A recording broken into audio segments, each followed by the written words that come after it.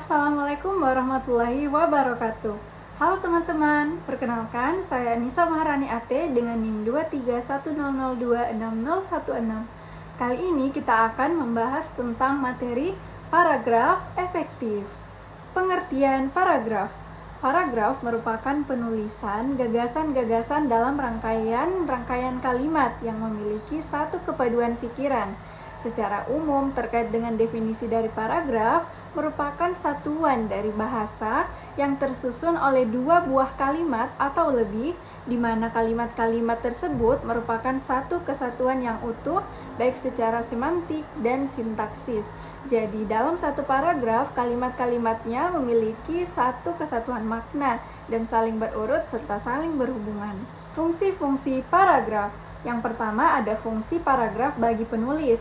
Bagi penulis, paragraf berfungsi agar tulisan tersusun secara sistematis, membantu penulis mengembangkan dan mengekspresikan gagasan dan bentuk tulisan, memudahkan penulis dalam pengorganisasian gagasan, serta paragraf dapat dijadikan perbatasan antara bab satu dan bab lainnya. Selanjutnya ada fungsi paragraf bagi pembaca.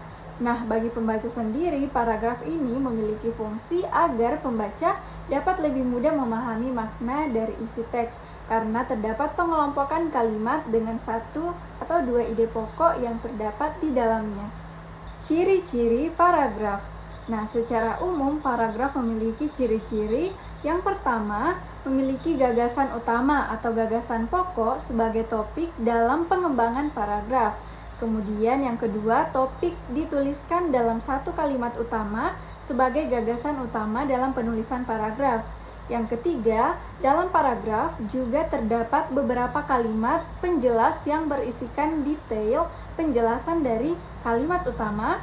Kemudian yang terakhir, paragraf dituliskan 5 ketukan ke dalam pada baris pertama penulisan paragraf. Ada ciri-ciri dari paragraf efektif.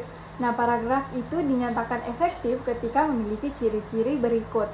Yang pertama, terdapat kohesi antar satu kalimat dengan kalimat lainnya. Yang kedua, memiliki kesatuan fokus dalam pembahasan, yaitu gagasan pokok paragraf. Kemudian yang ketiga adalah memperhatikan keefektifan penulisan kalimat-kalimat dalam sebuah paragraf. Jenis-jenis paragraf. Jenis paragraf berdasarkan fungsinya terdiri atas paragraf pembuka, paragraf isi, dan paragraf penutup. Sedangkan jenis paragraf berdasarkan isinya itu terdiri atas paragraf eksposisi, yaitu paragraf yang bertujuan untuk memberikan informasi terkait dengan suatu hal atau suatu kejadian. Kemudian ada paragraf deskriptif, yaitu paragraf yang bertujuan untuk menggambarkan dan mendeskripsikan suatu hal baik seseorang, benda maupun suatu lainnya. Kemudian ada paragraf persuasi, yaitu paragraf yang bertujuan untuk mengajak pembaca untuk melakukan atau tertarik dengan suatu hal. Kemudian ada paragraf argumentasi, yaitu paragraf yang berisikan argumen-argumen atau inisiatif dari seseorang. Kemudian ada paragraf naratif, yaitu paragraf yang bertujuan untuk menceritakan atau menaratifkan suatu kejadian atau suatu cerita. Dan jenis paragraf berdasarkan letak gagasan utama, terdiri atas paragraf deduktif, yaitu paragraf yang memiliki gagasan utama di awal kalimat. Kemudian ada paragraf induktif, yaitu paragraf yang memiliki gagasan utama di akhir kalimat. Dan ada juga paragraf deduktif induktif, yaitu terdapat gagasan utama pada awal kalimat dan akhir kalimat. Pola-pola dalam pengembangan paragraf. Yang pertama ada pola alamiah, yaitu dikembangkan secara kronologi menurut susunan waktu. Kemudian ada pola analogi, yaitu mengembangkan paragraf dengan memberikan sebuah ilustrasi khusus tentang suatu yang ditulis.